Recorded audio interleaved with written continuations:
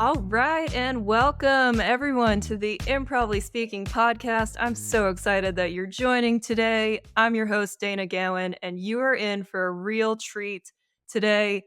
I know I'm going to learn something, and I assume you'll learn something too, but selfishly, I know I'm going to learn a lot from today's guest. And before we jump into that, I want to just give you the rundown of what we're all about here at the Improv-ing Speaking podcast. The goals of this podcast are one, to help people understand the benefits of improvisation, two, to demonstrate how improv shows up in all aspects of our lives, and three, to inspire people to try new things, get out of their heads and judgment zones, and find creative passions and outlets that can help them. And our guest today is an experienced improviser who uses improv in every aspect of his work and life. And we're going to learn what that means and more. So let me introduce you to our amazing guest, Christopher Bogue. Chris is based out of Chicago, and he coaches people to get on camera and create mercifully short video content for business. He is the creator of the Complete Guide to Selling on Video, a digital course on video prospecting for sales. He is also a sketch comedy writer, improv trainer, and host of the podcast Chris Sells His Soul. Please welcome the cool content creating Christopher Bogue. Welcome, Chris. Hey, thanks for having me, Dayna. Chris, I'm so excited that you're here, and I have so much to learn from you, so I'm just going to ask all the questions. I'm thrilled. I can't believe I found somebody else who loves talking about this stuff. Right? Improv, public speaking, and then I need all the help with video content. So I've got a full list of questions, but before we get into that, I do want to tell our listeners how we met. We met through the magic of the LinkedIn algorithm. Sometimes I post hashtags like hashtag improv, hashtag improvisation. And I don't know if people click on those, but you post a lot about improv and it pops up on the algorithm. It's like, oh, that's cool. And we got connected that way. Yeah. I notice when other improvisers are out there, and this has kind of been the story of the past few years where I've been creating content and running my own business and training people to get on video, is one by one, people kind of reveal themselves. And, it was my whole hypothesis, the whole reason why I started a business is there's a lot of entertainers out there. There's a lot of performers out there. And a lot of people went to acting school, or they went to improv school, or they went to music school or dance school. And then at some point, they decided to get a serious job, quote unquote. And they put those skills away. They buried it under the bed. They put it in the closet. They decided to put on their serious hat and they got a job and they maybe started a family. They started doing whatever. And yeah, we actually just went through this really weird consciousness altering phase known as COVID, where especially Right. if you work in the tech world, work and home kind of clashed together in a way we've never seen them before. And we're in this reality now where no matter who you are, if you want to be successful, you kind of got to be a YouTube star a little bit. You got to at least be able to get out there occasionally on video to represent your brand, represent your business. And I am trying to be loud and proud and telling all these secret artists, hey, come bring those talents out of the closet, get it out from underneath the bed, go up there and be entertaining for 30 seconds now, because that suddenly became more valuable than people realize. And you have this advantage that you're not utilizing. And actually, if you just go out there and do anything for 15 seconds, that's actually way more interesting than most of what you'll find on LinkedIn, which is, let's be honest, mostly garbage. I won't disagree with that. I think there's a lot of stuff out there, right? There's a lot of noise on LinkedIn. And I will say I'm probably guilty of adding to the noise on LinkedIn, but you are posting a lot of lively and fun videos where you're wearing different costumes and you've got fun backgrounds and you do a nice job with like your edits and cuts. And you have over 10,000 plus followers on LinkedIn. So you're clearly doing something right. My question for you is, are you mostly on LinkedIn, and why LinkedIn, instead of, like, Instagram or YouTube and stuff? I actually love LinkedIn with no irony. I literally love that place. And there's a very specific reason why. There are no children on LinkedIn, Dayna. Oh, uh-huh. That is why I love it. It is the only social platform that was designed for adults. I don't have to compete with twerking teenagers. That's so true. Uh, and this is another reason why I started teaching improv to the business world, right? Because if you want to go be the funniest improviser in Chicago, that's really hard. And if you want to be the funniest comedian in Los Angeles, that's really hard. Mhm. It's a lot easier to be the funniest guy in some sales meeting, right? And it is this thing where LinkedIn is known for being very artificial. It's known for being a place that's full of cringe. It's known as a place where, it's just very kind of vacuous, like talking about how much money you have and, these really kind of like cringy stories. And what I tell my clients is you can talk to your audience like adults here. Not only are there no children on LinkedIn, but this is an audience that tends to have more education and more income than the average users on any other social media website.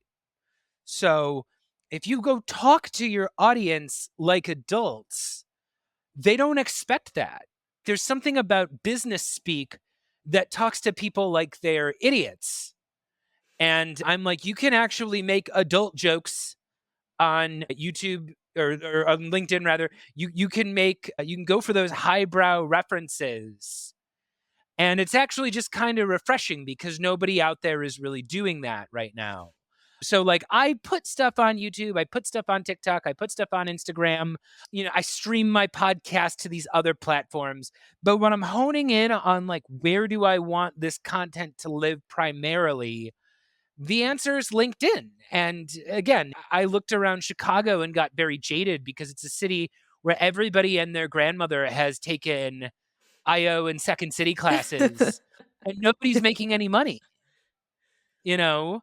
But all of a sudden, when I went out on LinkedIn and I started teaching businesses and I started teaching sales teams, I started coaching entrepreneurs how to do this, they were like, whoa, this is amazing stuff, all this yes and kind of theory, And I didn't even have to leave Chicago. I just turned on the webcam and started doing it in a different medium. I love that. I love that you're leaning into LinkedIn because there's so much noise and stuff and fluff on LinkedIn, and you're making it exciting and fun again, and we need more of that on LinkedIn, and you're helping people to bring more of that to the table. I just love that. Thank you. Well, and Chris, you mentioned you're from Chicago. You're still in Chicago, right? Born and raised. Yeah. Yeah. So you started your improv journey in Chicago. Can you tell us more about your improv and sketch comedy journey? How and why did you get started in improv and comedy? Yeah. It started when I was about 11 or 12 years old, and I would watch Whose Line Is It Anyways on Nice. ABC. Yeah. I think that was how a lot of people discovered improv. And before that, growing up, I always loved Saturday Night Live, so I grew up in the 90s, which was Chris Farley, Bob Odenkirk was writing behind the scenes. Tim Yes. Meadows, another Second City guy. Tina Fey, Second City Mhm. IO alumni. Rachel Dratch, Amy Poehler, Key and Peele. I was a big Kids in the Hall fan growing up. They were all Second City Toronto. And yeah, I just thought it was the coolest thing ever. And I heard about Second City. It sounded like this magical place. I always dreamed about it. Then I started watching Whose Line Is It Anyway? And I just wanted to start doing it. So I was a Boy Scout when I was in 6th grade. And we just started playing the games at the closing campfire for the weekend. We would play Party Quirks and Scenes from a Hat and all those kind of games. And I liked it. And then senior year of high school, I started an improv group called the Waffle Hut. It Waffle was Hut. me and 8 of my friends, the Waffle Hut. We started doing local shows. We started building a little following. I went to college and I started doing improv at ISU, Illinois State University, with their Oh. improv mafia. So it's a big state university, but they really only had one dedicated improv group on campus. And that was where I really sunk my teeth into it because we were doing at least one show a week. And we were really into experimenting with forms. And I don't know if it's like this in any of the places you hang out in, but in Chicago, there's always this battle between short form versus long form. Yeah. Mhm. And they kind of don't respect each other a lot of the time. The long form people. The long form people look down on short form. Yeah. So I don't know how educated on improv your audience is, but people tend to think short form is very gimmicky. It's Mhm. very kind of like easy. It's kind of like cheap or whatever. And then the criticism of long form improv is that it's pretentious. It's oftentimes the improvisers seem like they're playing more for themselves than for the enjoyment of the audience. If you read too much into the theory, it's kind of really up its own ass about what a fantastic art form it is. But those people who were on Whose Line Is It Anyway doing short form, Colin Mockery, Ryan Stiles, they all were long form people. They did Heralds, they were Second City people.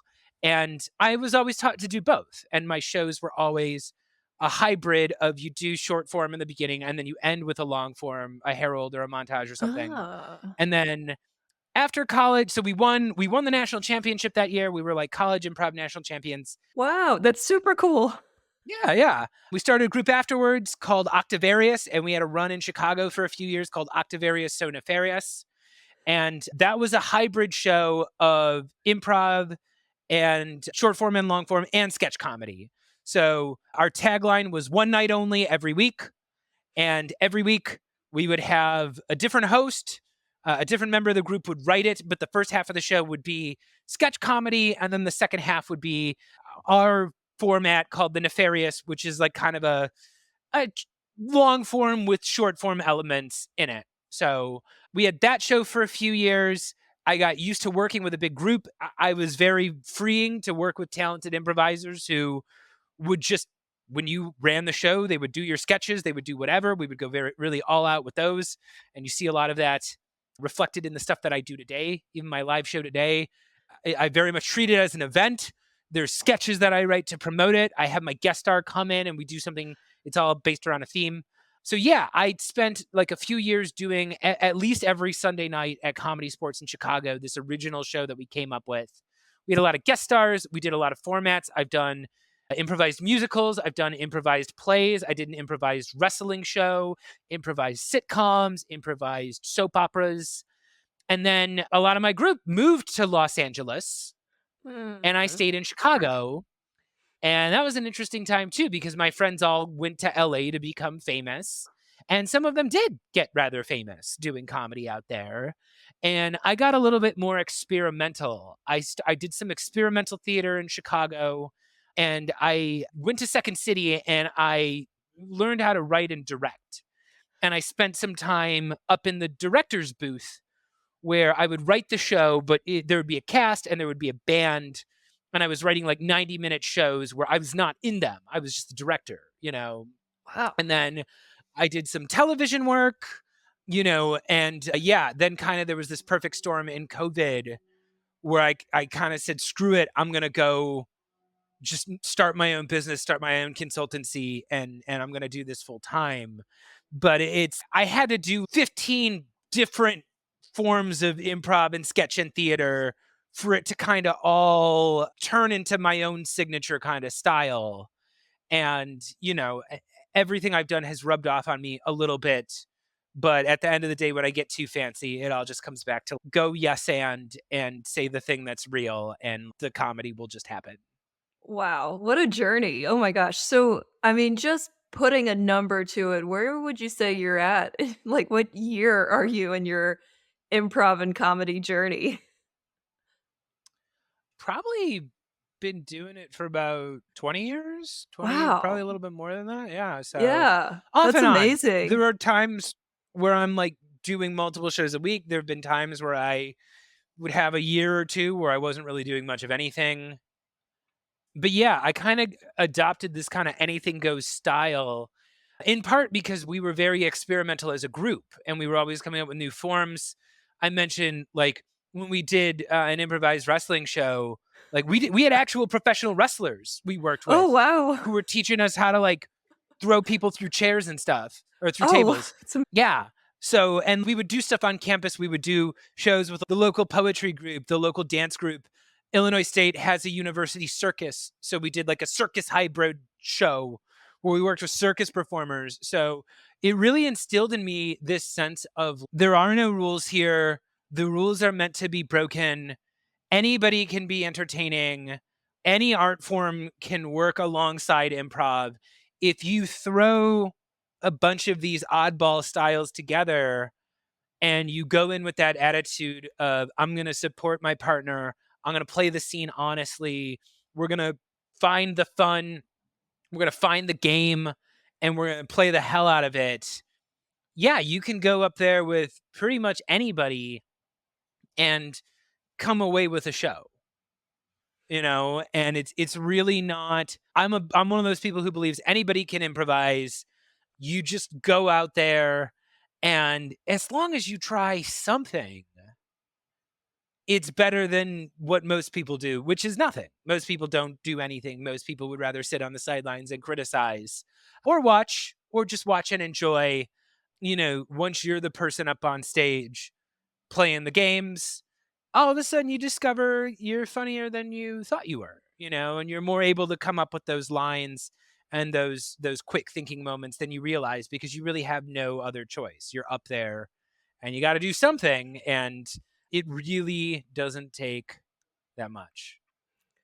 Well, I love that you watched Whose Line Is It Anyway, and you jumped in the Boy Scouts, and then you made your own group your senior year. Like, see, I watched Whose Line Is It Anyway, and I went, "They're so good. I could never be that good." So I was that person that was like on the sidelines going, "Oh, I could never do that. That's not me. They're great. I'm not." Kind of thinking. And I totally agree with you now that I've done improv and tried it. Anyone can do it. We just limit ourselves so much into thinking that we or ourselves, like, we can't do it, but others can. And the truth is, you totally can do it. You're the only one stopping yourself. Well, what made you make that change? When did you decide from being I'm a person who can't do this to I'm a person who's going to try this? I think conquering my fear of public speaking really helped, which I did through Toastmasters. And then in Toastmasters, they have table topics, which is impromptu speaking. So when I moved to LA, I was like, well, LA is such a big improv town, and I love UCB, and I want to take a class. And having that foundation of that public speaking training, I was more apt to try it rather than limit myself. But I say that hesitantly, saying that you don't have to conquer your fear of public speaking to do an improv class. If you're scared of public speaking, improv can help too. Yeah, that's my advice to anybody who doesn't feel like they're quote unquote creative or somebody who has like Mhm. writer's block or they can't think. I'm like, if you go take a class with other people, like there's something about learning alongside other people that when other people are doing stuff, you start getting ideas too. And one thing that I'm fascinated by to this day is that people tend to stick with the people they learned with. And that's why you see Tina Fey and Amy Poehler do everything together. Yeah. It's because they took the classes together. They went through IO together. And then, Amy founded UCB. Tina Fey went off to SNL. As she was moving up there, she's like, you got to get Amy Poehler in here, and the state, I love the state. They Oh, all went to yes. NYU together, and now they Mhm. all do movies together. Wet Hot American Summer My and favorite movie. Stella, and they were all teenagers together when they learned to do it. And yeah, you just see this all the time. The people who came up together, who learned together, continue to do stuff together. And that's what happens in improv is you sign up, you take the classes, you grow alongside these other people, you become comfortable with each other, you develop your own group mind. And then once you graduate from the classes, it's okay, well, what are we going to do now? Well, I guess we'll just keep doing stuff together. And then you write a show together, you put up something together. But it's all the great comedy that has happened throughout history doesn't happen because a person is sitting home alone trying to think of the funniest thing ever. They're around other people and they create a dynamic together and it becomes something that's uniquely them. And it's, yeah, oftentimes that's the cure to writer's block. That's the cure to being stuck creatively, is you just need to be doing things with other people and then something will happen. I love that. My musical improv group just did that. We took a class together and then that was January last year. We finished in February, and then March we started our group, and we've had now 2 shows, and we're kind of working on our format of the shows, but it's been really fun to see that develop and do a class with people and then keep growing and going together. Yeah, you need to be able to be comfortable with who you are. You know, one thing that I feel non-improvisers don't get about improv is like they see what I'm doing out on LinkedIn. And I have had a lot of people who will straight up tell me, they're like, I'm just copying what you're doing on LinkedIn. And I'm like, all right, whatever. Shoot me some credit. But some Yeah, people well, go out there and they see me doing comedy and then they write comedy too. But they come at it from this perspective of, I'm going to find something I don't like and I'm going to make fun of it. And that's going to be the mm. comedy. I'm going to make fun of this thing that I think is stupid. And I'm like, no, actually, what I learned in improv was you have to like embody the thing. And I have a lot of characters that came from my sketch improv background. I've got a character named Boss Bogue, which is like a angrier, more vulgar version of me in a suit and tie, kind of like a more Donald Trump-like version of me. And then I have a superhero named Vague Man, who I is do like Vague he's Man. I've seen worthless. Vague Man. Yeah. Yeah, Vagueman was an improv note that I would get in college. Vagueman Oh. was that actually came from, I was taught in improv. We Have you ever done an exercise called 3-line scene? Yeah, yeah. Yeah. So for anybody listening at home, the idea is in an improv scene, by the time you're 3 lines deep into a scene, the audience should know, like, where are you? Who are you to each other? And what are you doing here? And the opposite of that is what we call a talking head scene, where it's just 2 people talking about whatever. And whenever we would get past 3 lines into a scene and we wouldn't establish where we are, or who we are, or what we were doing, somebody would stop the scene and they'd go, "Hey, Vagueman, who are you? Where are you? What is this place? Why do we care?"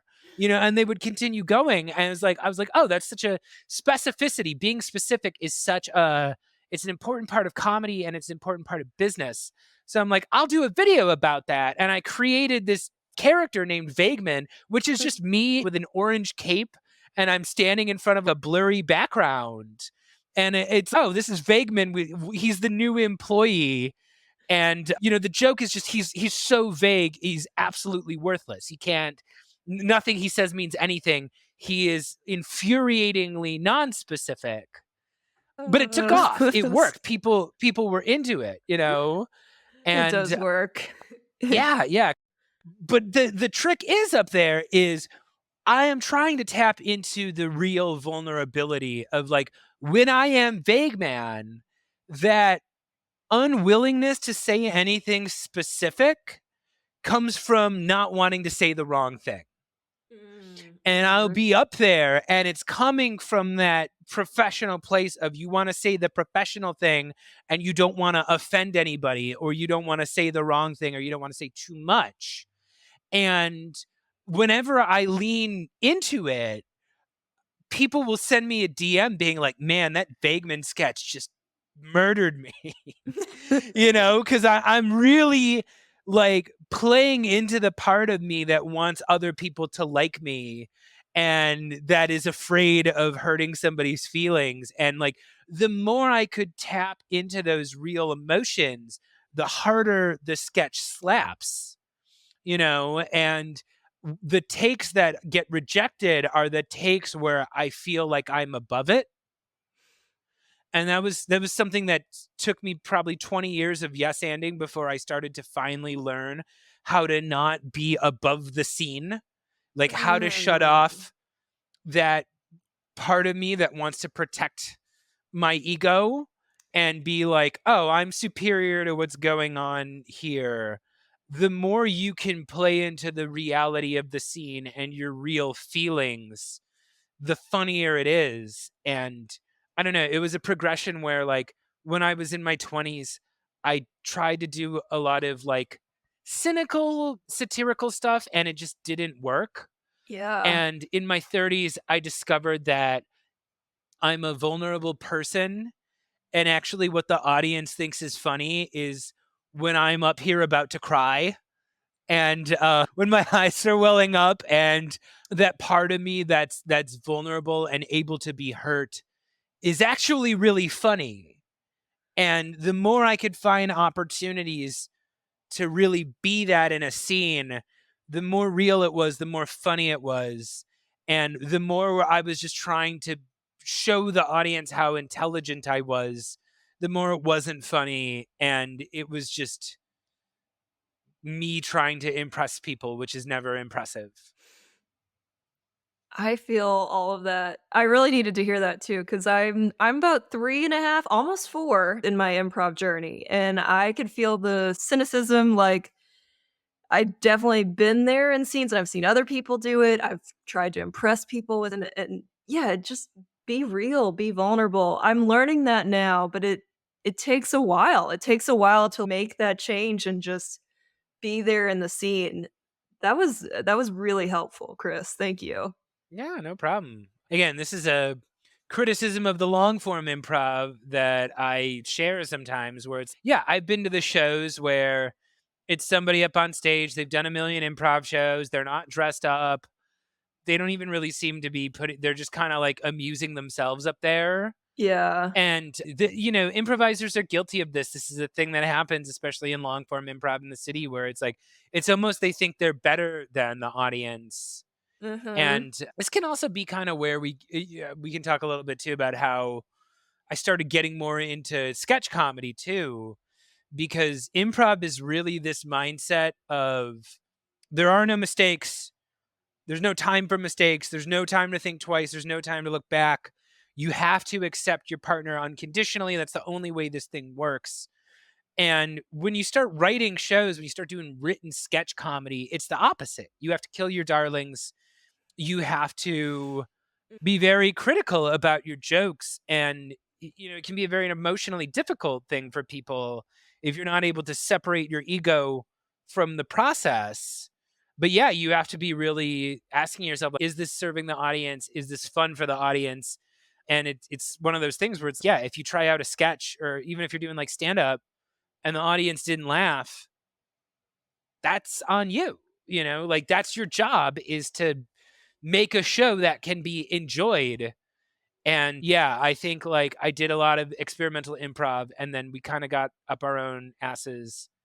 And then, yeah, it was kind of that transition to writing and trying to be like, no, let's try to make something that is like efficient and fun and real and interesting. But, this is ending number 5 because we tried the first 4 endings and they just didn't fit the scene, and we're trying to find Right. the perfect way to like add a button on the end of the scene that's going to tie everything together. What do you like better? Improv or sketch, or you can't pick? They're just too different to pick a favorite. I would actually say I'm probably more of a sketch performer. Okay. I'm one of those people who like, God, improv is so bad when it's bad. When you go to a show and it's just bad, and like the performers can't even comprehend that they're bad, so you just kind of feel embarrassed for them. That's an awful feeling. Like, improv is, when it's bad, it's really bad. And like, yeah, I guess I'm kind of a control freak too. Have you ever talked about the head, the heart, and the X Factor. Is that an LA thing that they talk about? I mean, I know the pirate robot ninja. Is that the similar or different thing? They say there's 3 different types of improvisers. You're either a Okay, head, you're a yeah, heart, or you're an X Factor. So I think of myself as somebody who plays from the head. okay, I'm a person who can't ever shut my mind off. I'm always thinking about, like, where is this going? I'm thinking, like, thematically. Writers tend to be head players, you know? yes, So, like, Tina Fey is more of a head player. Harold Ramis, a lot of your writer types, you're a head player. A heart is somebody who plays from the heart. These tend to be the audience favorites. Chris Farley was a heart player. John Candy. I played with a lot of people who, like, it's not that they are saying anything extraordinarily clever. I think people who play from the head are very clever. People who play from the heart just have a presence about them. yeah. Um, People just like them. People just want to be around them. They warm your heart. And then the X factor is like the weirdos. The wild cards. Yeah, the wild cards. Think like a Will Ferrell. Think what's his name? Tim Robinson. Oh, yeah. Um, Oh, for sure. I would say, yeah, these are agents of chaos. John Belushi was an X Factor, and yeah, these are people who kind of like defy the rules. They play chaotically. They're a really weird, one of a kind type of energy, and that's you never know quite what they're gonna do, and it's interesting to see how they play off the normalcy of somebody who plays from the head or somebody who plays from the heart. So I cherish X Factors. I am not an X Factor. I am much more of a cerebral player. And I think that's why I gravitate more towards sketch. X Factors, I think, lend themselves a lot to stand up comedy as well. They have such a weird, unique point of view that it can really just be them kind of riffing out there. Whereas, yeah, I feel like a lot of times people who play from the head find themselves perfectly comfortable in the writer's room. And heart players are more like it's all about how you relate to other people and how you bounce off to other people, which describes me sometimes. But more than anything, I have a hard time shutting off my mind, and I still Mhm. do. I'm definitely from those 3 categories, I'm definitely a head player as well. I'm always in my head thinking and judging, getting better at that, of the not judging and just going. But I will say I'm a lazy head player in that I love improv because you show up and you perform. Yes, you practice and such, but sketch writing is so much work, right? Like you mentioned, there's 4 to 5 different iterations, and you've got to let go of your darlings and just make changes, even though you think it's the funniest thing ever. If it doesn't land, you've got to be willing to change. So I haven't quite developed that sketch writing muscle yet, but I want to. I admire people who do. I mean, improv is the first step. I mean, that's kind of whole Second City's whole thing is you improvise and then you re-improvise the scene and then turn it into a sketch. And famously, their improv jams after the show, sometimes they sneak little early versions of sketches in to see how they play in Oh, front of an audience. that's cool. That's a good idea. Mhm. Well, and Chris, so you're an applied improv trainer as well. So you lead improv trainings for businesses, teams, corporations. So what skills do you mostly focus on in your trainings for companies and teams? Yeah. So when I am teaching an improv exercise, I have a couple goals. First and foremost is creating a safe space free of Yes. judgment. Mhm. So the number one thing I did, this is a thing I learned when I joined the improv mafia in college, and this is a thing I do. I say to my coaching clients, this is a thing when a company hires me to come in and do an improv training. The first thing I do is I have everyone breathe with me. I say, let's all take a deep breath in. Now breathe out the need to be funny. Oh, Yeah. I love that. Take a deep breath in, breathe in your need to impress people. Now breathe it out. You know, you do not need to impress people. You do not need to make me laugh. And then the whole exercise is usually designed around playing games and playing exercises where they have to speak quicker than they can think. And we do a lot of conducted story or one-word story or rant or games like that, where if someone points to you, you have to say the next thing. You don't have enough time to Mhm. pre-plan what you're going to say. And yeah, it's really getting them comfortable and being like, hey, the goal is not to make people laugh here. It's to listen and to speak truthfully and to say the first thing that comes, speak from your honest perspective. And a lot of times we'll do like monologue type games where you have to say a truthful monologue. And again, my whole goal as a trainer is, can I get everybody speaking? Can I get everybody moving? Can I get people doing physical things? And can we do it in a way where there's no time to think? There's no time to think about what's the funniest thing that I'm going to say. I have to just say something, anything. And then the fun of it is it ends up being way funnier that way. When you don't have time to Mhm. think and you just say the thing, you discover all these little wonderful moments that weren't designed to be funny. But that's really what comedy is. Comedy is, I believe, it's the gap between what people think they're supposed to feel and what they actually feel. And so often in stand up comedy, that's really what the setup is. You have a comedian on stage saying, hey, I know when blah, blah, blah happens, you're supposed to do this, but here's what I actually do. And Mhm. then the audience laughs because they go, oh, that's actually what I do too, you know? Yeah. And it always exists in the gray area. And that's where the idea of honesty comes in, where it's no, I don't care that you've seen this joke before. And you know that if you say this certain thing, you're likely to get a reaction from the audience. If you actually say the thing that's 100% honest, that often gets an even bigger laugh because the audience goes, oh, I thought I was the only one who did that. Yeah, I thought I was the only one who reacted that way. And then they laughed because they're in on the joke too now. You know, they're in on the reality of it. And yeah, more and more when I go out there, it's always just like, how do you say the thing that's true rather than saying the thing you think the audience wants to hear? Because you learn in improv, the audience doesn't actually know what they want. They think they want to watch people pretend to have sex, and that's not actually what they want. They will No. always yell the sexual thing.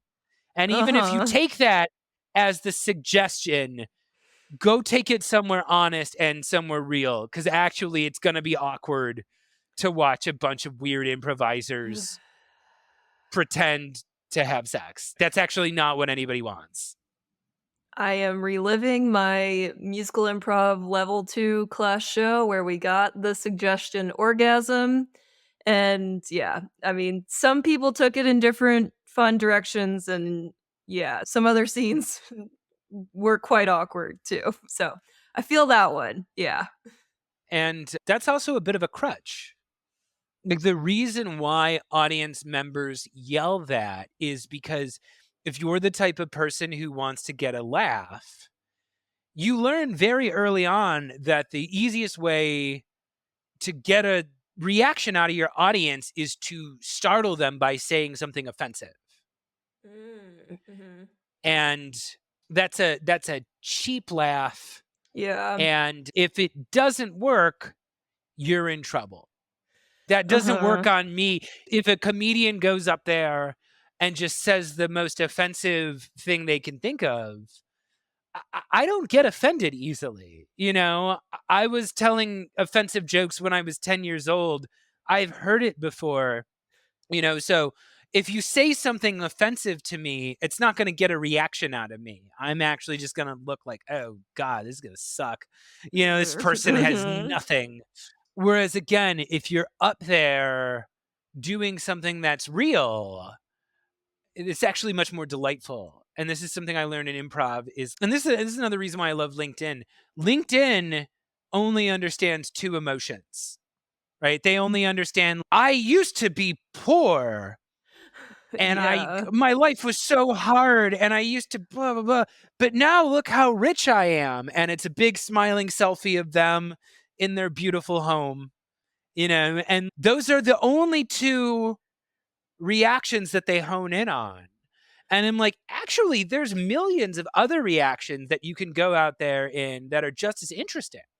If I'm surprised by something, or I'm like fascinated by something, or I'm confused by something, or, like the more honestly I lean into that, the more interesting it is at the top of the scene, because they're like, oh, what's this guy so amused about, Yeah.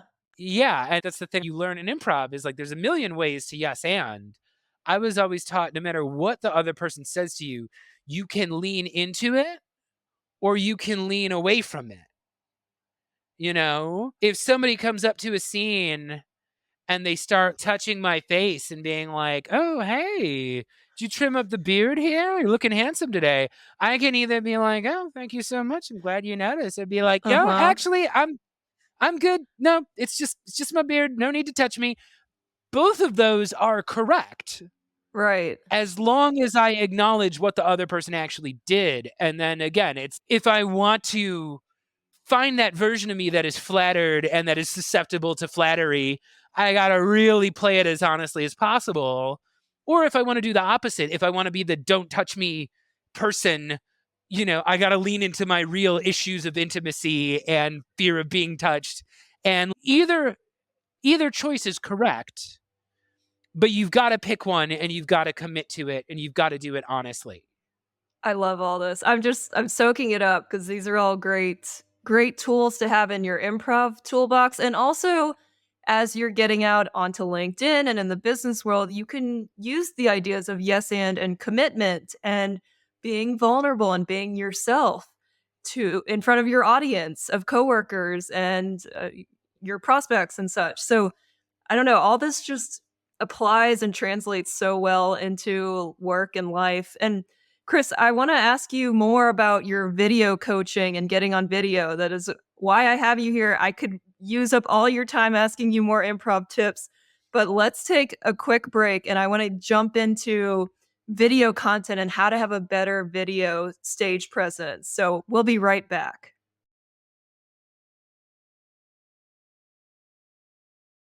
And we're back talking with Chris Bogue about all things improv and sketch comedy and Chicago and comedy in general. It's been so much fun. And now I want to jump into the real reason why I had Chris on, not just to nerd out about improv, but also to ask him all kinds of questions about video presence and selling on video. So, Chris, you have a number of different coaching offerings. You have getting on camera, selling on camera, sales coaching, video content coaching. So, if you don't mind, I'm going to ask you to put your coaching hat on because I've got a lot of questions for you. And the first one, there you go. Yep, putting it on. The first one is I will admit that I don't feel super comfortable on camera. Now, doing this interview, we are on camera. I'll release some podcast clips. It's a conversation. Totally fine. But when I've got to sit in my room and record by myself and talk to the camera, I become mush and I have to do so many takes. So, how do you coach those people who are not so gung ho about getting on video off the bat? So it starts with just looking at the camera. Okay. It sounds obvious, but like right now, you and I are having a video call. And anybody who's ever been on a Zoom call, typically what people do is they look at the faces of people that they're speaking to. Mhm. And this is actually a bad thing to do when you're making video content because you don't realize it. But when you're looking at yourself on the screen, your eyes are going to make these little micro movements. And that reads to the Yeah. audience like nervousness. So the first step to making great video content is you never take your eyes off the lens. So the audience is Oh, looking at this right now. It looks like I'm looking at you, Dayna, or it looks like I'm looking at them at home. I am actually staring directly into the green light next to the camera okay. lens. And yeah, that's actually a big note I give people for video content is do not watch yourself in the reflection. Do Uh, not watch yourself on camera. what you were trying to do is you were trying to simulate natural eye contact. So camera lens has to be at eye level, and your goal is to talk to them like you're sitting across the table from them having coffee. And I coach people to do video for sales because I hate cold calling. And all you got to do is show up for 30 seconds. And what I tell all my clients is I understand that you're the only person on camera, but think of this as a two-person scene. Okay. I always think of my solo camera stuff as a two-person scene where I am not the main character. I am the supporting character, and the camera is actually the main character. And the difference between what I'm doing on LinkedIn and a lot of what LinkedIn content creators are doing is I talk to the camera like it's my friend, you know, like it's the person who's sitting across from me and we're having a conversation. And this goes back to the whole yes and mindset. But I was always taught in improv, make your partner look good. It's not about you. You're not up there to get laughs for yourself. You're there to serve the scene. So when I am making a video for sales, that recipient, they are the main character of the scene. I am just here to support them. And this is another thing too, because this is a difference between me and a lot of other LinkedIn trainers. There are other LinkedIn trainers who will teach you to be funny, quote unquote, and they teach you to write humorous cold calling scripts and punchlines and all that. And that's not what I do. I actually, when I send a 30-second sales video to somebody, it's actually more useful for me if they feel like they're the one that's funny. And I'm the one Okay. who's laughing at them. And I bring that yes and mindset into when I'm making a video. If I'm making a video for somebody, like a direct video that I'm making because I want a VP of sales to hire me to come in and train their team or something, I would be better off starting by reacting to a joke that they made rather than making my own joke. So I'd be Oh, like, hey, okay. Dayna, I'm reaching out because that was a funny joke you made. I thought that was hilarious, and I wanted to ask you something. And it's, they don't know who I am. I wish they would Google me because I work very hard on my stuff. Nobody Googles anything. Right. If you're talking for 10 seconds and you sound smart, they're like, oh, this person must be smart. And yeah, if you're interested in the other person, they're like, well, they're interested in me. This must be a nice, responsible, professional, respectable person. So it always starts with them. And for the video content, I'm very keyed into the first 3 seconds of the video. Okay. On TikTok, it's more like the first half second of the video. Like you have literally a moment's notice whether or not you're going to hook them or not. Somebody, and you can all see this yourself. Anybody who's listening to this episode right now, like how many times do you just scroll through your feed, watch Mhm. something for 20 seconds? It's not even that you disliked it. I'm like, oh, baby koala, cool. And then I keep scrolling, right? It wasn't that it was a Right. bad video of a baby koala. It was like, I am scrolling through so many different messages at any given time. Even if I like something, I'm probably not going to stop and park on it. I'm certainly not going to comment and click the like button. Like that takes so much more.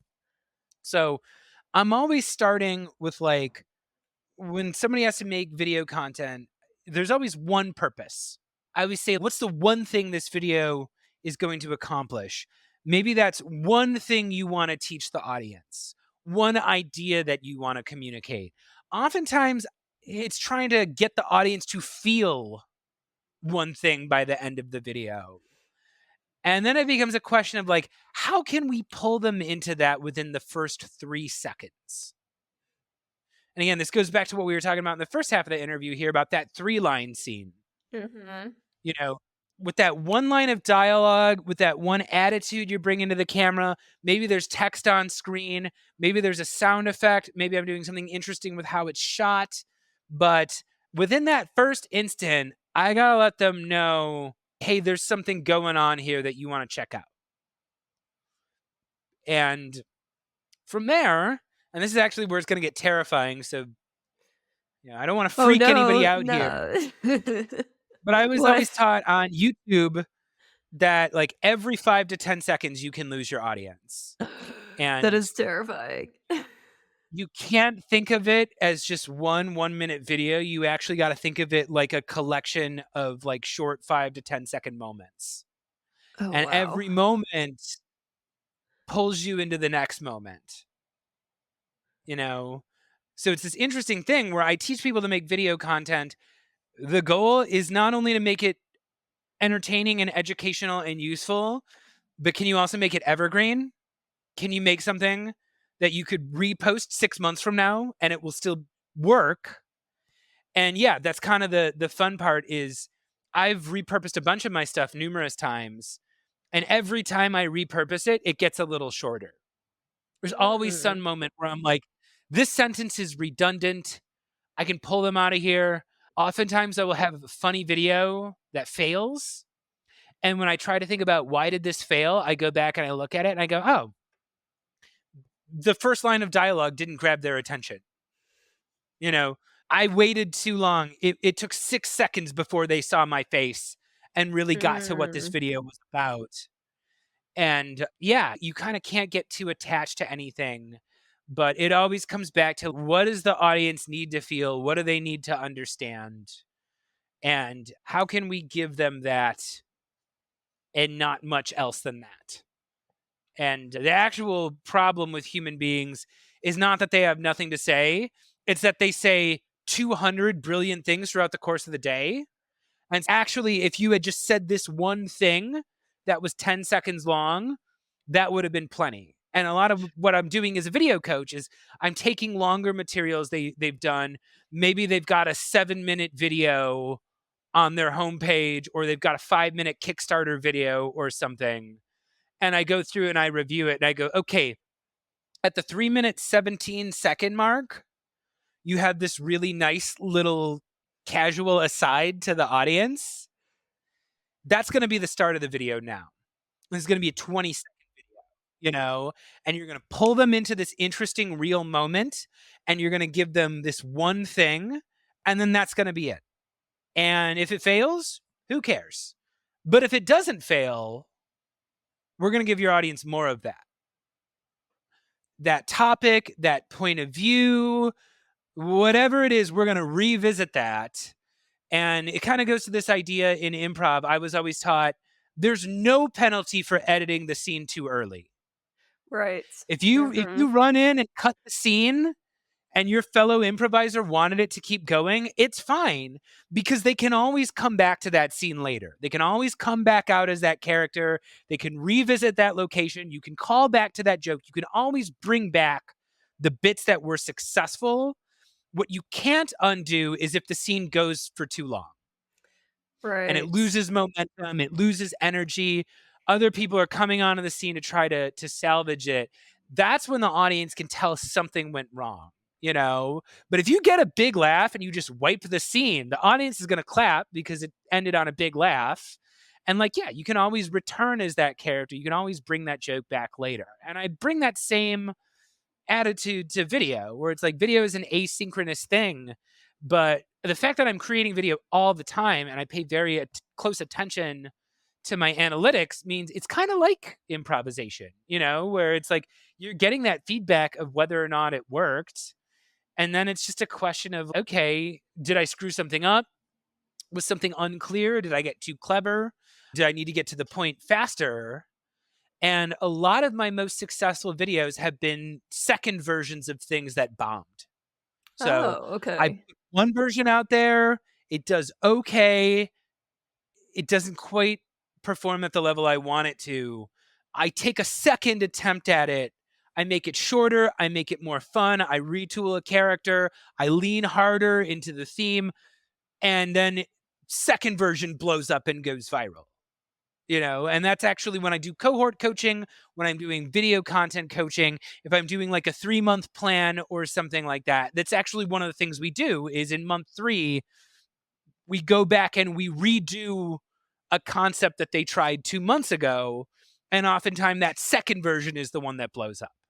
So do you use a lot of improvisation in your videos? Do you recommend to your clients to write out a script and then say it fully, or kind of write out an outline and then talk it through? How do you coach your clients to look natural but also be very efficient with their words? It's a good question. At the very least, you should write the hook. Okay. You should write that first sentence. Yeah. Think of that first line of dialogue as the trailer for the rest of the video. If they like that one line of dialogue, if they're intrigued by that one line of dialogue, they'll be like, okay, where's she going with this? Let's see. And they'll watch. If that first line of dialogue doesn't connect with them, they're not going to watch it no matter how brilliant it is. So I always say, figure out that line of dialogue. Again, think about it like improv. Think about that one line. And, there's a joke in improv where beginning improvisers are always really clunky about how they do this. They'll be like, well, we've been brother and sister for how long would you say? 17 years? And, when you said this, Yeah. and they just kind of explain what they're feeling. Whereas, like, when you start the scene by going, knock it off, sis, leave me alone, you've just communicated the same thing, but much more efficiently. The audience understands your attitude towards the other person. They understand this is a brother-sister scene. You didn't have to say, well, I've been thinking about our brother-sister relationship, blah, blah. You go, sis, give me back my Hot Wheels. I've asked you Mhm. nicely. Just give them back, and then you Show can show, decide whether or don't not you want to. tell. Yeah. Yes. So it's come up with that first line of dialogue. And actually, my hack that I give people if you want to be really efficient, I say open up Google Docs, go to the tools, and right next to word count and spell check, there's a tool called voice typing. Oh. And what it does is it turns on your microphone, it turns on a transcription, and you can just talk into the microphone. So oftentimes what I've done is that's my first draft. Is I sit down, I tell people if the blank page is driving you nuts, turn on Google voice typing. You start with that first strong line of dialogue, and then you just talk through the premise for 2 minutes. And then I'm a big paper and pen guy. I was always taught you'll get a better read out of actors if you actually hand them a paper script as opposed to having them read it off their phones. I print out a lot of stuff, and I was always taught it's a lot easier to write when you have a first draft that you can cross things out and write notes in the margins and everything. So oftentimes that's how I recommend people to script their videos. Another thing that I have them do is write in bullet points. So the bullet points are super useful because, again, if you're thinking about your 1 minute video as a series of moments, now you're thinking about each line individually. And what the bullet points allow you to do is it allows you to stay on message while still staying flexible enough to improvise, you know? So, yeah, it's once I print out that first nasty draft, I can cross things out, whatever. But by the time I make that second draft, it's a bunch of bullet points. It's a strong first line of dialogue. And then each one is kind of its own moment, And another thing I learned, just if anybody ever checks out my stuff on LinkedIn, by the way, connect with me on LinkedIn. I'm friendly. I love talking about this Totally stuff all the time. friendly. Yeah. So I do a lot of sketches, and I have a show that I promote, and I will have people come on and I will write a comedy sketch, and I'll have the other person record their lines into a phone or into their camera, and then I splice it together. I splice them in with me and me doing multiple characters and music and backgrounds, and I do things in front of green screens and stuff, and I turn it into a scene. And I learned that the best thing you can do is treat it like you're an actor doing a voiceover gig. And what I mean by that is I try to do each line 3 different ways, and I just keep the version that's best. Oh, okay. And especially for comedy, there are all these rejected videos I have. I mentioned I have a character named Boss Bogue, who is just a louder, angrier, more vulgar version of me. Yeah. And that's the version. He's very much played like an old-timey, kind of stereotypical cigar chomping kind of boss. I also have a rejected cut of me doing it as a Mark Zuckerberg impression. Okay. because I literally didn't know which was better. I was like, there was the version where it was like suit, tie, crass, old timey New York kind of stereotypical boss.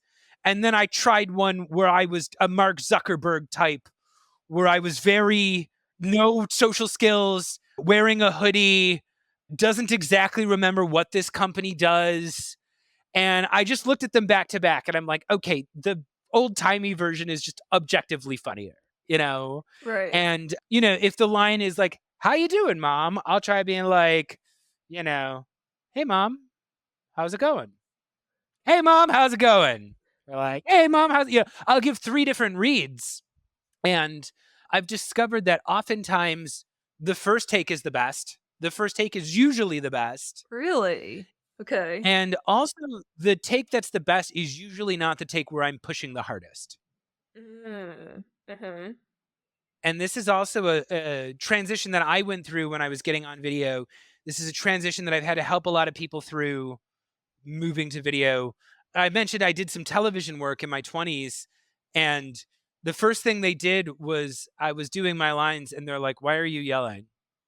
I'm like, "What?" And it's these microphones that we talk into are so sensitive, Right. Yeah. and HD cameras are so sensitive. They capture all these little sensitive movements of the eyes and the mouth.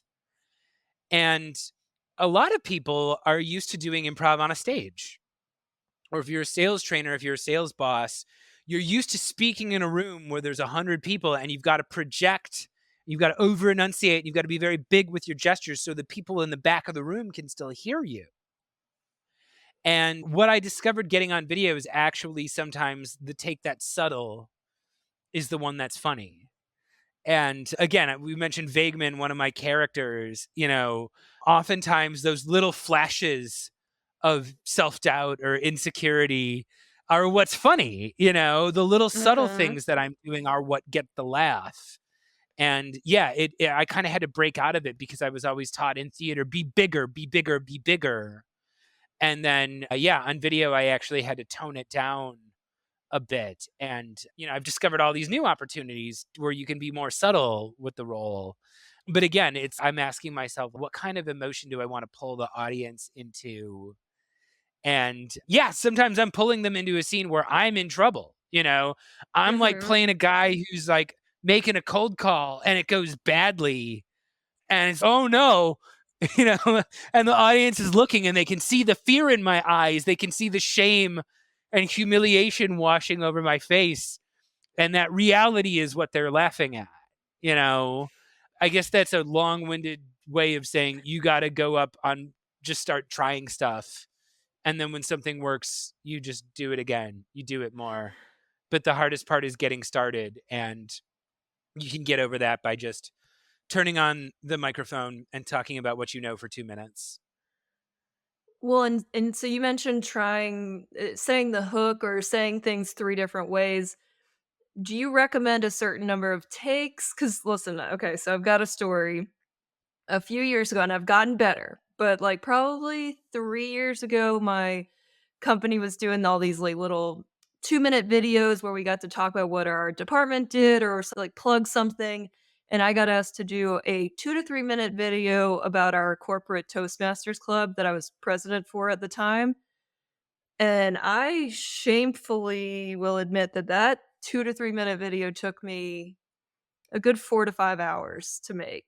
One, because I couldn't edit it, so this is my excuse, like, I couldn't edit it, it had to go well all the way through, and so in my mind, I couldn't make any mistake, like, it had to be perfect, and so as I kept going, it was, like, by the 3rd to 5th hour, like, I was robotic at that point, I was just trying to, like, get through it without making any mistakes and saying every word perfectly, and I did a few takes. I think I had 5 that I was okay with, but the first one was the best one because then I started getting robotic at the end. So, do you recommend your clients like, "Okay, you get 3 takes. Don't do any more. You go with whichever one you like." Any kind of recommendations there for the real perfectionists in the room? Yeah, I'll say it's always going to take you too long at first. You know, Yeah. those early videos I did just drove me nuts because everybody does the same thing. There seems to be a progression video content creators go through where, like, first you're spending 4 or 5 hours trying to get it perfect, and then you realize nobody's even watching, so it doesn't Uh-huh. matter. And then here's what really changes things. So what really changes things is when you spend 2 weeks making the perfect video that bombs, and then you throw something out that you weren't even thinking about in 5 Uh-huh. minutes, and then that's the thing that goes viral. Yep. That's what changes it. And the audience doesn't care how much work you put into it. They don't. You know, I wish they did. They would like my stuff a lot more if they cared about how hard I worked on it, Right. but they just care what's relevant to them, you know? So my whole thing is first take always ends up the best. You know, my kind of recipe for doing it is the camera doesn't stop. Keep the camera Okay. going. And that's also like when I write sketches that people record their part for me asynchronously, I tell them turn on the camera and don't stop it.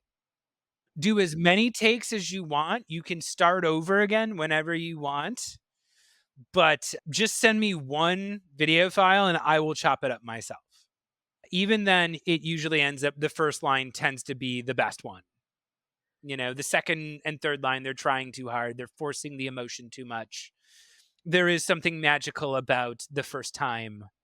And yeah, don't overthink it is the goal. And that's why people hire me as a coach. They're overthinking it and they just need someone to be like, oh, that thing you said, that was good.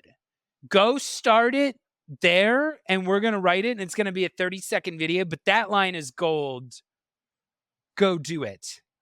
And yeah, it's you know, like I said, people create things together and video is no different. Oftentimes what people just need is a sounding board or an audience to be like, oh yeah, that was good. If you did that, that would be a good start to the video. They're trying to imagine a general audience that doesn't actually exist, you Mhm. know? And yeah, that's a problem people get into is when you think too generic, what is the thing I could say that a million random people would like?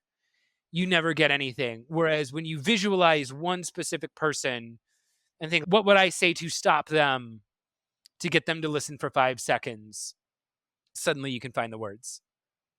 And do you recommend that they keep the video going and not pause it to get the right clip? Because, once you pause it, you kinda start getting in your head or you're like, "I gotta get this one right," and there's, like, higher stakes with that next video that you record? Yeah. So it's funny because I'm writing a book about this. I'm on draft two, but Ah. First draft's always the best. No, I'm just kidding. yeah, not this one. No, so I call what I do soliloquy training. Soliloquy. Okay. If anybody at home doesn't have their freshman year of high school English book, a soliloquy is a Shakespearean term that means you're just breaking the fourth wall and you're talking directly to the audience. So Shakespeare did this. So did iCarly and The Office and Parks and Rec and Ferris Bueller. And there's a million of examples throughout history where it's a very effective thing to just talk directly to your audience. So I call what I'm doing soliloquy training because it's just you and your audience. And that's how you want to think about it. And for me, it's been a journey of saying, okay, video is not one thing. It's actually 10 different processes, and you got to take them one at a time. If you're trying to do all of them at the same time, you're going to get overwhelmed and it doesn't work. So when I am writing, I am only writing. I am sitting here in front of a Word document, and my job is to just get the thing done, write the first draft. Doesn't matter if it's garbage, got to get a beginning, middle, and an ending done. Um, when I am filming, I am the on camera talent, and that's it. And again, I am thinking about it when I am reading a script. Can I give 3 distinct readings for each line? I'm not worrying about editing. That's going to be my job, you know, later on when I'm putting on my editing hat. You know, for now, my job is I have the script. How can I get the best read possible? You know, how can I get the best energy? How can I get the most honest read? How can I get the most like emotionally resonant read, whatever it is. Like when that camera is filming, I'm not fiddling around with controls. I'm not editing it. I'm not making perfect. It's I am the actor now. How can I give the best performance possible? And then afterwards, it's okay. I've got this footage. This is the footage I have. Now I've got to put that director hat on. I've got to put that editor hat on and say, objectively, which one of these is the best? Which of these lines is the most natural? If it's a comedic sketch, which of these lines do I think is the most funny? And then after that, I hand it off to the social media guy or the promoter or whatever. And now that's just okay. The video is what it is. How can I package this in the way that's most likely to get people to watch it or share it or comment with it or whatever? But I really try to break those functions up, and I really try to only focus on one at a time, and as an entrepreneur, this looks a lot like you got to make lists, you got to have tasks, you got to have workflows. But yeah, when I am being the on-camera performer, I am not thinking about anything other than like, how can I give the 100% best read possible? And like editor Chris is going to deal with that tomorrow or 6 hours from now or whatever. And then yeah, it's kind of like learning how to be the one man show, quote unquote. And, when you watch a movie, there's a giant list of credits at the end. And these are all people who have different jobs. And most people aren't the writer and director and editor and social media. But you do have to be that if you are your own brand, so Right. give yourself some space. If you try to do all 5 of those functions together, they're not going to work. Set time to write, set time to film, set time to edit, set time to do the social. If you treat them as 5 different jobs, you can get each of them done 20 minutes or 30 minutes at a time. If you try to do it all in one sitting, it's going to take 5 hours long and it's not going to get done and you're going to hate yourself by the end of it. And you're gonna be so embarrassed that it took 5 hours to do a 3-minute video, and you're gonna not wanna tell people that for a few years and then finally admit it later. But there's always room for improvement, right? Which is why you get help from people who know what they're doing. And you just do it more. Yeah, because that's what I was doing. Like, I wouldn't practice, or, like, I would kinda write it there and then, or, like, I write it as I talk, and I'm like, "I don't really know what I'm gonna say, so it's not very efficient." So I like that segmenting it, like, I'm gonna write it out, then I'm on camera now. This'll be for the editing person later. I really like that, and I've not been doing that, so thank you for that tip there. So, question though, for those who aren't that tech savvy, or they're like, "Well, I don't have an editor and I don't know how to edit, so I feel like I gotta get the video right on the right take." I mean, is that still possible, or do you recommend editing your videos to a certain degree? Yeah, at the very least, you want the video to begin the moment sound starts coming out of your mouth. So Yeah. there's something called the millennial pause. Yes, that came up in another episode. Yeah, where it starts with them being like, I don't even notice that, though, in videos. That's still going on? yeah, that still happens. And again, people don't want to think of themselves as scripted, but I would argue that most people are scripted, even if they don't realize it. We have the same Um, stories we tell over and over again. We have the same lines we tell over and over again, and we ask each other the same questions over and over again. And I've seen videos where the person says thank you 6 times because they're just kind of rambling and they're like, "Oh, thank you for watching this, blah blah blah.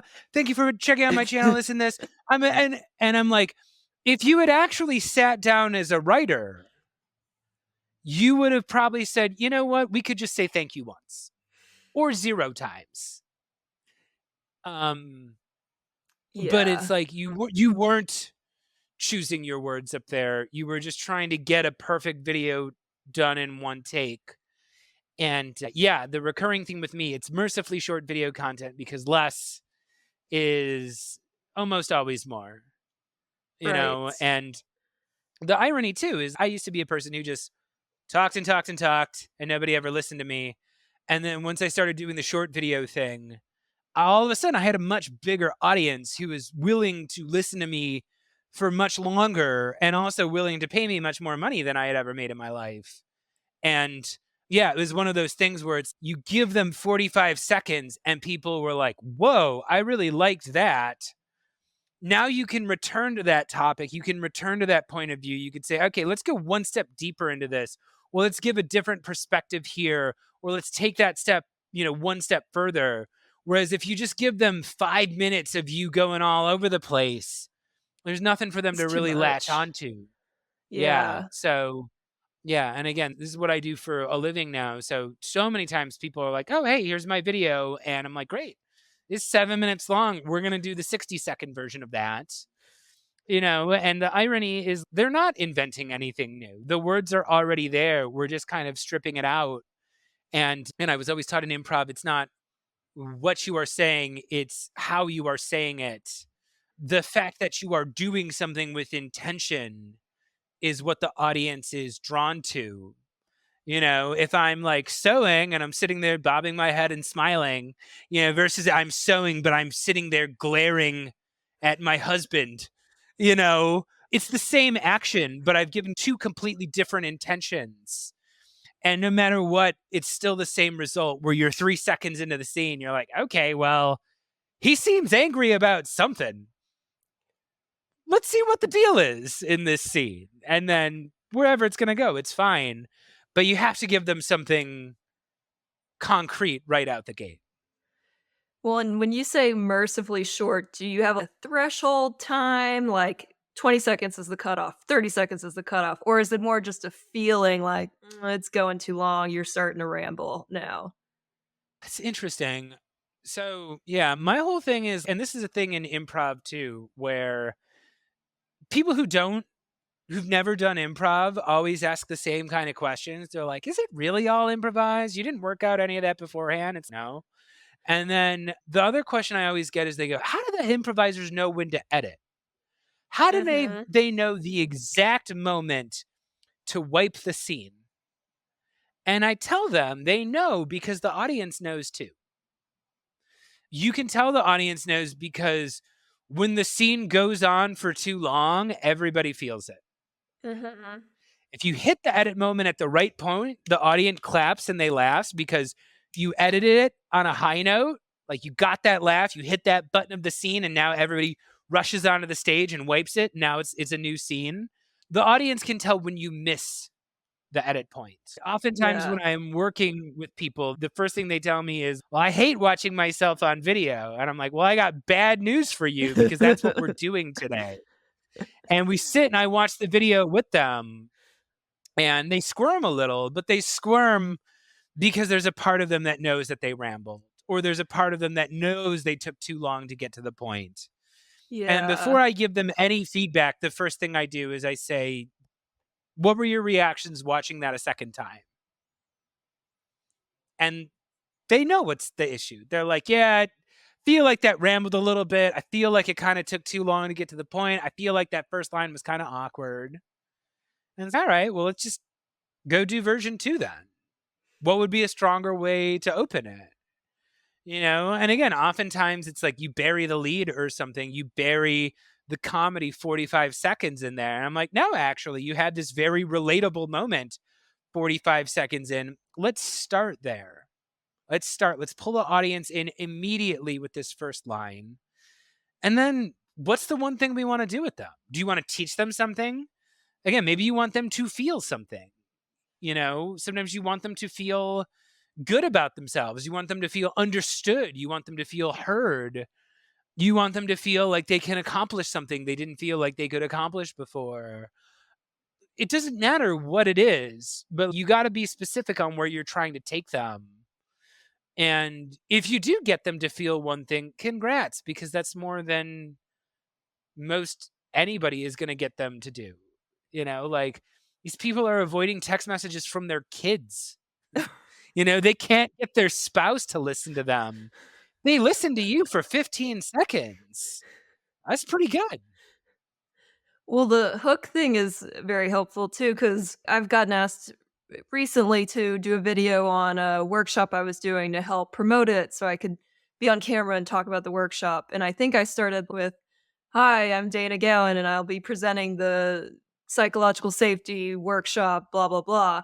And I'm just thinking, wow, I probably missed some people there because it was kind of a boring intro. So, like, how do you bridge that gap between like interesting hook and then do you introduce yourself later? Would that be the better way to go? I know it depends on context. Yeah, the audience loves a live moment. They love when there's a chance that something could fail. So, like the example I always give in business is LinkedIn. We were talking about how I do stuff on LinkedIn, and LinkedIn is famous for superficial people who are pretending to be successful when they're not actually successful. Right. Mhm. So, the example I give is I go, think about two videos and let's try to figure out which one does better. Video one is someone being like, hey, here's my 5 tips for hitting your quota in sales, right? Mhm.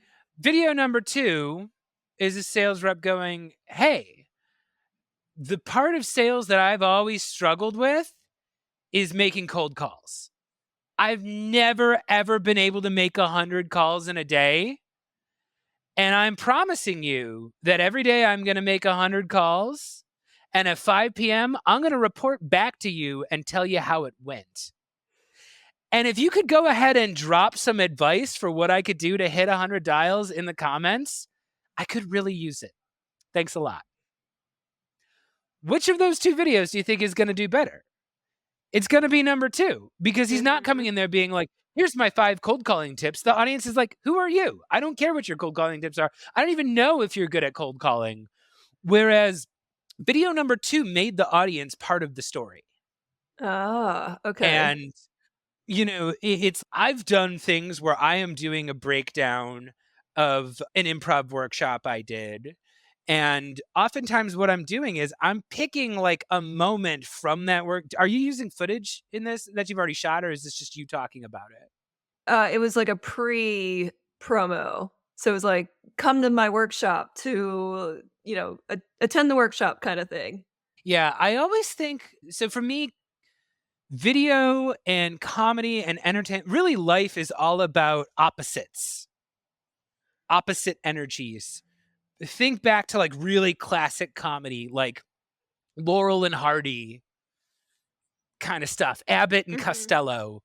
You've got a straight man and you've got a funny guy, Yeah. right? And the straight man is supposed to be as uptight as possible. The straight man is a fill-in for the audience, and then the comedy guy exists to like frustrate that person and to push their buttons. And it's like the more outrageous the straight man is, or no, the more outrageous the funny guy is, and the more straight the straight man is, the funnier it is because you've got these two opposite forces clashing off of each other. So I play with that a lot of times when I'm doing a promo for something or an intro for something. So I'll do something, just maybe I'll be like, hey, we've got this improv thing coming up, next week.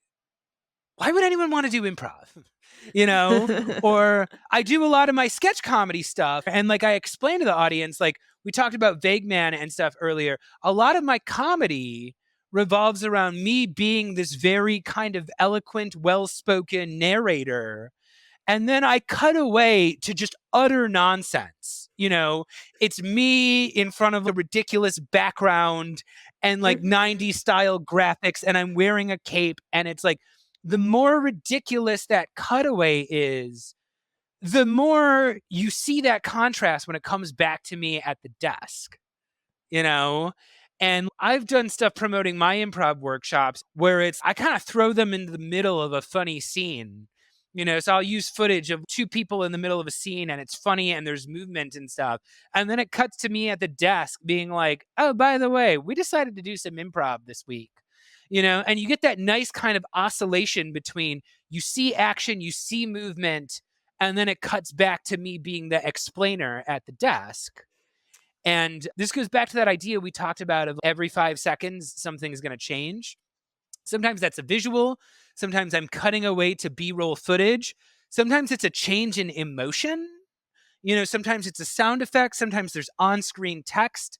Like there's all these different tools you can use to keep the audience's attention. But yeah, oftentimes I'm throwing something kind of exciting or maybe something confusing, or I like to throw my audience into the middle of a dilemma sometimes where it's, okay, pop quiz. This is happening. Should you do this or should you do that? Okay, well, I kind of found myself in this situation a couple days ago, and here's what I ended up doing. And you're 5 seconds into the video, but you've thrusted the audience into the middle of this scene where they're like, oh God, I don't know what I would do. I'm going to keep listening to what she has to say because I don't know what I would do here. Yeah. So, yeah, I'm always kind of trying to ignite their curiosity and being like, yeah, so this week I'm going to go out there and do improv with business people. Is that a good idea? That seems like that could be a bad idea. Here's why I think it might be a good idea, you know? I love And it's I that. pulled That's awesome. yeah, into this thing where they're like, I don't know if she's right or wrong, but I'm gonna follow along with her, you Yeah. know? And yeah, that's kind of the fun part of it is like the audience loves failure. I was always taught in improv that the seduction scene that fails is actually the most entertaining one, where it's like the Right. seduction is going well and then something throws it off and ruins it. That's actually the most entertaining scene. And it was like Mhm. my first improv show in the city was called A Hair Away from Disaster. And that is the spirit I like to keep. There's something entertaining about feeling like, oh God, this could all fall apart. This could all be a complete disaster. Glad that's not me up there. I'm going to see how it goes. It's very enticing for the audience, and that's the fun part of being the person up there on video. You can play these multiple parts. You can be the comic energy and the straight man in both of them. And that is a thing for solo video creators. I tell them you do have to play both parts of that. And I encourage people to kind of find the characters in yourself. You're not just you. You're also somebody's friend. You're somebody's daughter. Maybe you're somebody's mom. Maybe you're somebody's boss. And the more you find ways to like honestly lean into these different versions of you, the more you can play your own different energies off of each other. And again, it's the yin and yang, two opposing forces. That's what entertainment is built on. You kind of just got to find different ways to create that tension on your own when you're a solo video creator.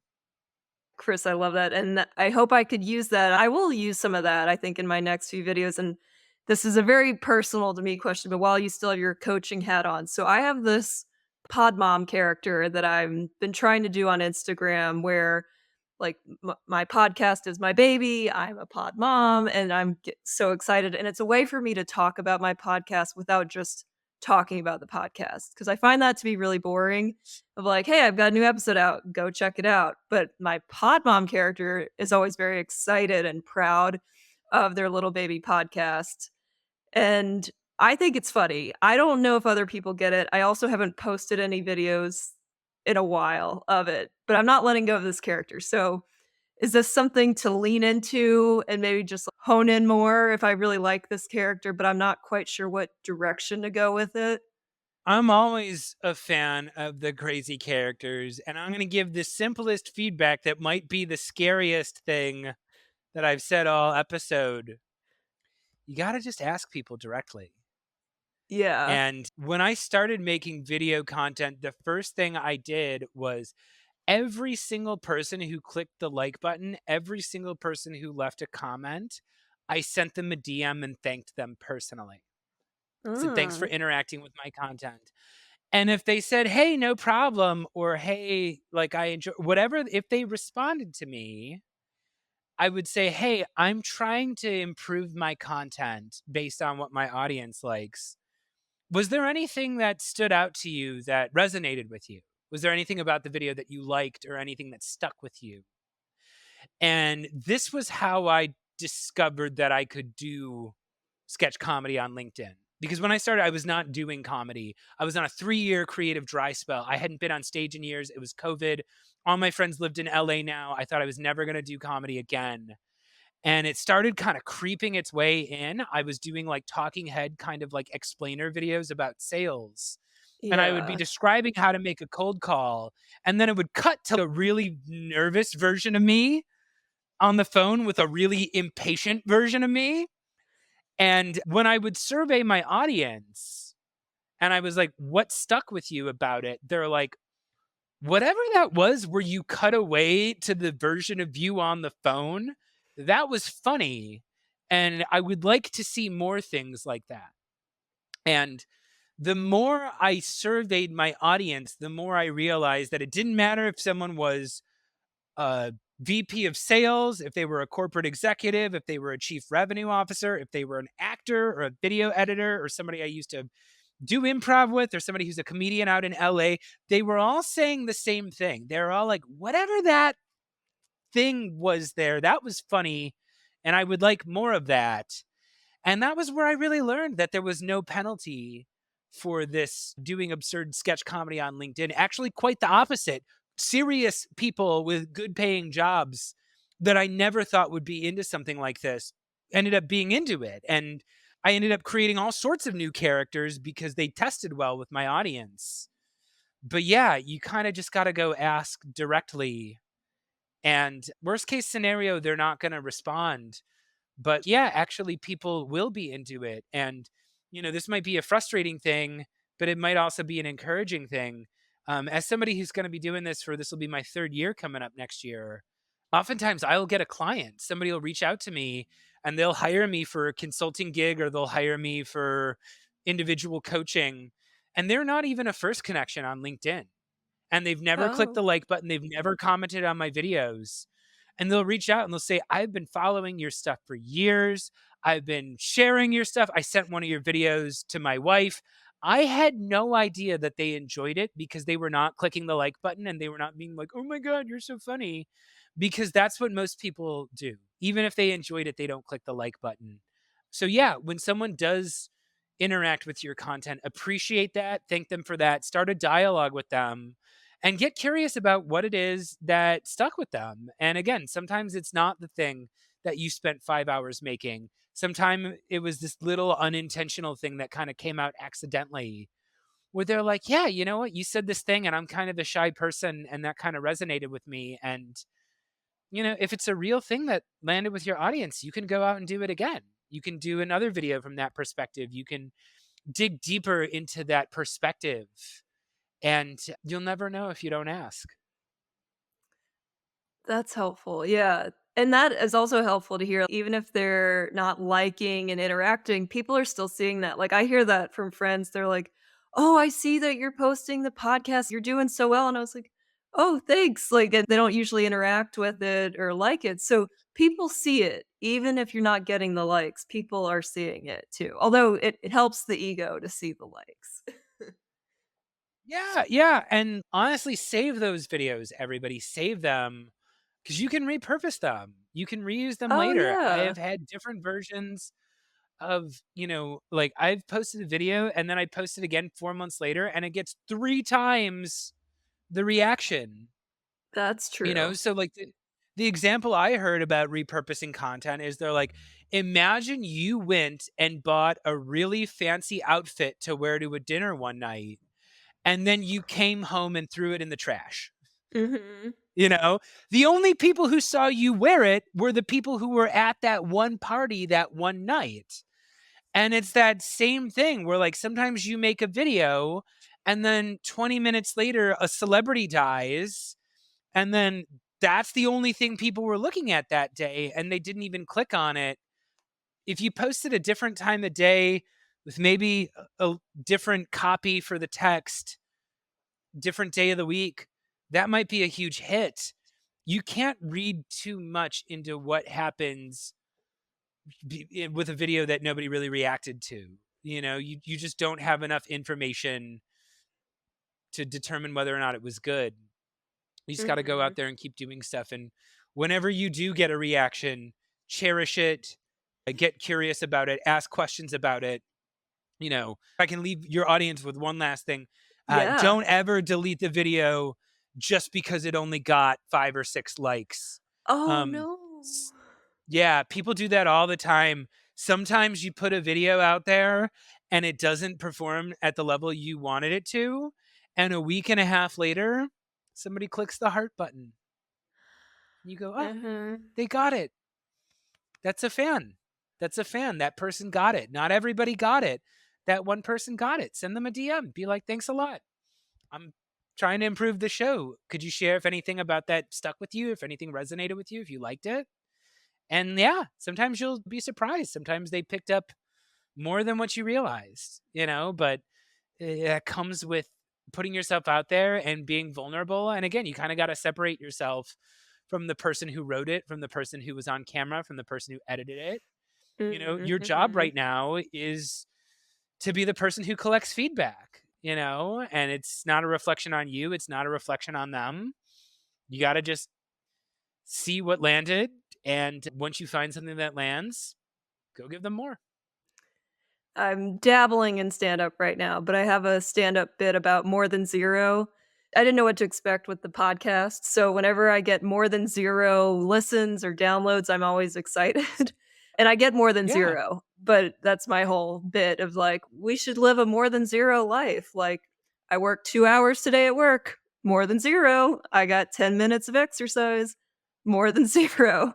So that's my whole mindset with likes and stuff. More than 0 there.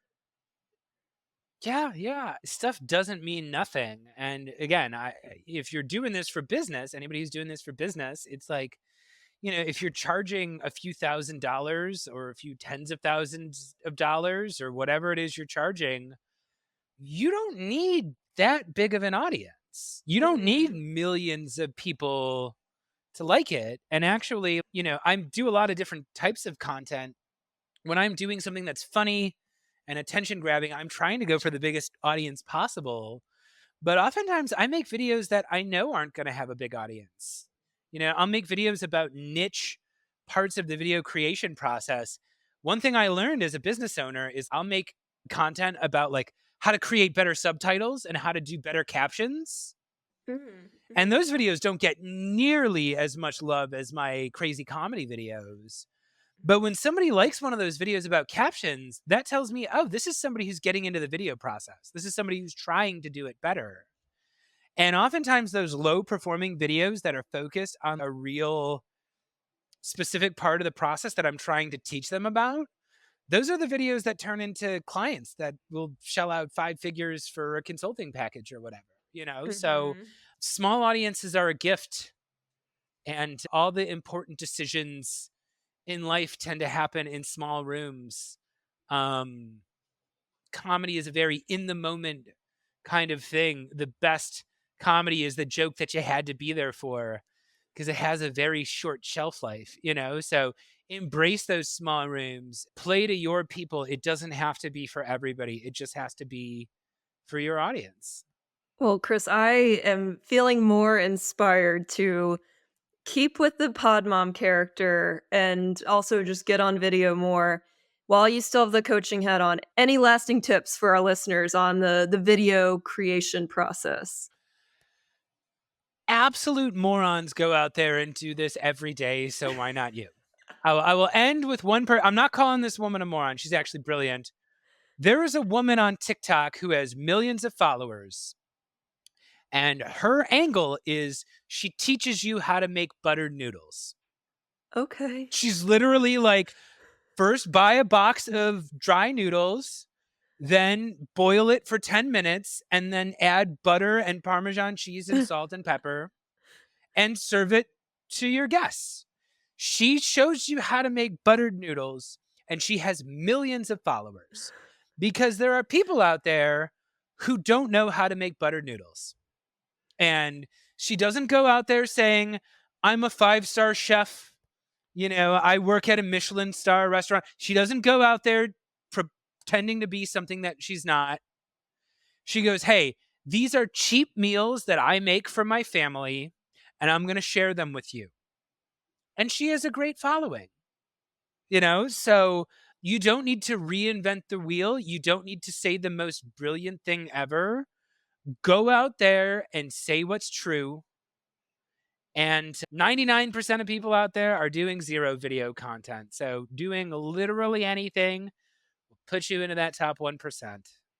Like, go out there, and if some absolute moron can make money with his YouTube pranking video out there in Los Angeles, surely you can go out there and say something intelligent. You know, if some absolute monster can go out there and say absolute stupidity and do okay for themselves, you could say something decent or something real or something intelligent. Worst case scenario, people are going to scroll past, but you might surprise yourself. Somebody out there is probably going to like it. I feel way more motivated. Okay, I'm gonna work on this. Do you recommend people do it like once a day, at least once a week if they're trying to get more videos? I promise this is my last question. Yeah, I say ask yourself what's your ceiling and what's your floor. Your floor, so like when I started making videos, my floor was 2, my ceiling was 4. What that Okay. means is if I get 2 videos out this week and I stop, I can still feel good about myself because I did what I said I was going to do. I got at least 2 out. If I Okay. get 4 videos out, I can party. I can go get myself a nice dinner. I can spoil myself with some me time.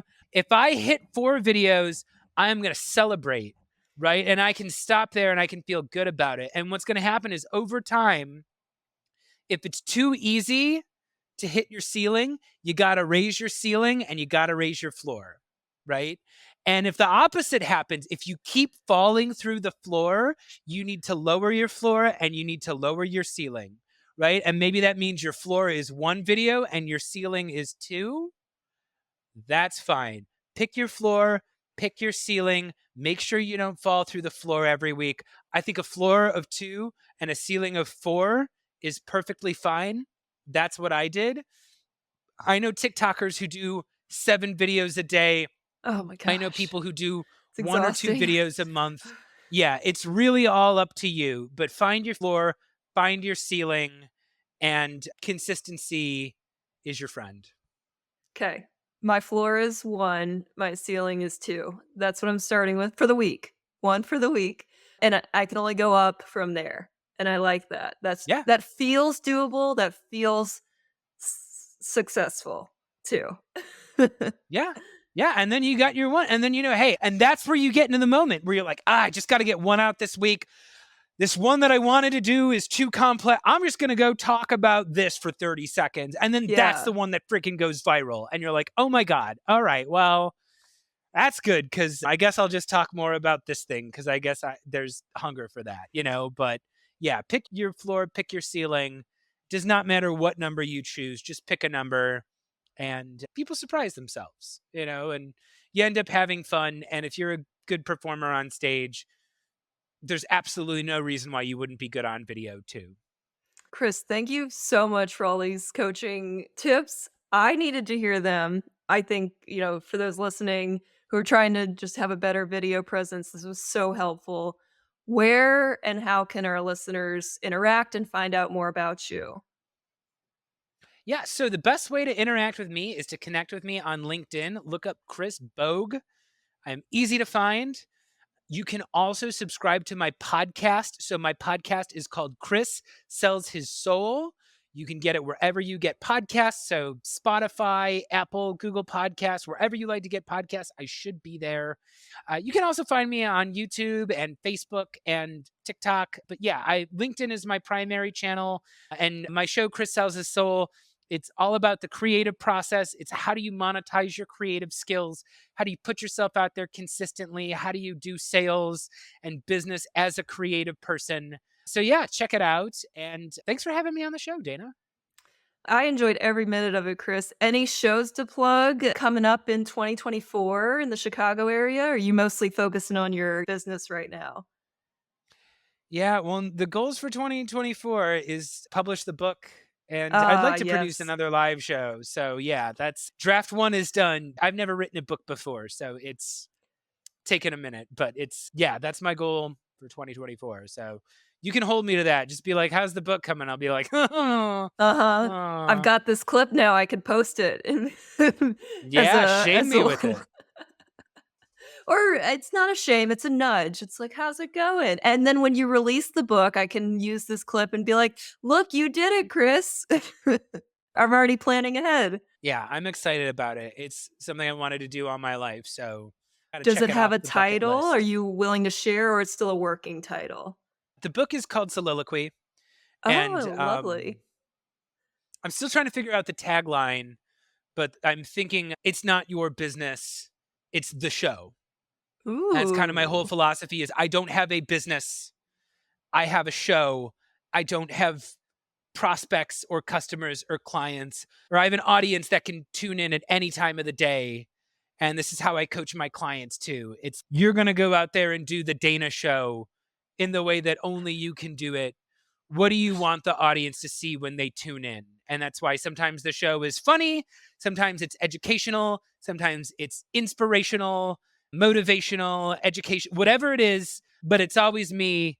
And yeah, that's how I view it. And again, the show is kind of like what we talked about. Like, you've got to start a business out of nothing. You got to start a brand out of nothing. You have no accomplishments. You have no presence. You have no fan base. How do you break these up? How do you be the writer and the on-screen talent and the director and the editor and the producer and the sales and the distribution and the social media? And yeah, it's a lot. You got to take them one role at a time. And it's the story of how my life kind of fell apart and I thought I was done doing comedy forever. And instead, I started a business and had more fun in my life than I've ever had before and rediscovered all these talents and hobbies I had that I thought I was done with forever. Suddenly, they became much more lucrative because I decided that they were important finally. So, yeah. Oh my gosh. Soliloquy. Keep an Good eye out s for it. Good pitch of the book. I can't wait to read it. I will definitely buy a copy. I'm sold. I wanna read it. That sounds amazing. Chris, you are so full of knowledge and inspiration. I feel so inspired to get out and improve my video presence and improve my business presence. Like you said, like treating it like a show. I love that mindset. So, eternally grateful for you coming on today, sharing your knowledge and wisdom with us all. Thank you so much. Thanks for having me. And thank you for listening to today's episode. Are you feeling inspired to get on video more and embrace your video presence more? I hope you are. I know I am. I've got a few ideas for Podmom and other videos too. So I just love this episode. Feeling really moved by this one. So, hope you're feeling that too. And reach out to Chris if you have any questions or want to check out his offerings. He's super knowledgeable and has lots of great tips that can help with any kind of video presence you're trying to establish. And for those who are listening, going, I don't do a whole lot of video content. Why would I need video content? I think it comes up more than you think. It's kind of the same thing as public speaking. Like, even if you're not a speaker, a quote unquote speaker, you always get asked to speak in meetings or presentations or at work or wherever you're at. Like, public speaking comes up everywhere. And I think video content comes up too more than you think. I don't actively search out or actively want to get on camera that much. However, I get asked to do video clips for work for my Toastmasters group, or now I am getting up and speaking more and I get asked to do a promo video. And there's a part of me that is really afraid of video. I can do public speaking, I can do podcasting, I can stand up and talk in front of people, no problem. But the minute I hit record, I struggle. I don't know what to say. I ramble. It's very clear that I get worried that I'm not that engaging or exciting to watch. And then I think I subdue myself even more because I don't want to be this wacky, wild character. Like, I'm trying to be myself and professional, and I don't want to come off as too much. And I'm so worried. There's so much judgment going on. And it's not entertaining or fun to watch. And I think I'm not saying to go wacky and wild to entertain people and educate people, but you've got to make it engaging. So you've got to start with the hook, or you've got to at least look lively and look like you want to be there. I don't know. There's a whole lot of growth opportunity here for video presence. and video content. And I'm recognizing that. I'm going to say yes and to this video stage presence that could use a whole lot more improvement. I'm really excited about this. This will be fun. And I hope you're feeling inspired like I am too. Also, feel free to reach out if anything came up for you, or you know what would be really cool? You could share with Chris a video or share a video with me that you did. Even if you post it online, you could tag us in it. Be like, hey, I did a video because I listened to this podcast and I was inspired. I think that would be really cool. So I'm just putting that out there. If you end up doing that and you're feeling so moved that you do it, feel free to tag us and let us know that this podcast helped you. I love Chris's energy and how he brings so much excitement to the table, and how he was looking at LinkedIn and going, people just keep posting the same type of content over and over. And I feel like there's more to explore here, and there's more that we can do and make things more exciting. And I just want to toss that over to you is, what's something in your life that you're like, this is a little stale. This could be improved. I could explore more here. Like, I'm kind of doing the like stretch it out, expand it out motion with my hands right now. What can we explore? What can we change? How can you shake things up and do things different? I personally love talking to all these guests because they have amazing stories, and I always feel so inspired hearing them. And I'm always like, oh, yeah, like I don't have to follow the same molds that everyone else does. Like, what works for someone may not work for me, and that's okay. And I really feel like Chris is kind of paving his own path in video sales and video content, and you can pave your own path too. You just have to figure out what that path is. And, how can you explore more and just kind of see what comes up? Get real reflective and check in and be like, I think I could do this better. I mean, that's what kind of started it for me with my business. Is it was during the pandemic and I was watching a lot of webinars, and it was just a ton of talking head presentations. And I was like, I want to gouge my eyes out rather than watch this webinar, which is a very big exaggeration, I know. But there were a whole lot of other things I would rather do than watching that webinar. And it was just, it was such a missed opportunity that the speakers had. And I wanted to do it better. I was like, I know I can do it better. And I know I can bring a lot to the table and make things more engaging and make people stop answering emails and stop checking emails and stop scrolling the internet and actually listen and pay attention. So there's something out there for you. What are you thinking? What can you explore more? What can you shake up? I know you got something in you, and I can't wait to hear it. As a reminder, you can always reach out to me on social media. I'm on Instagram at Improv-ly Speaking. On LinkedIn, I'm at Dayna Gowan. And you can find out more about me and this podcast and my business at improvlyspeaking.com. Thanks so much for listening today and supporting Improv-ly Speaking. Go out and flex your creative thinking. I'll talk to you next time.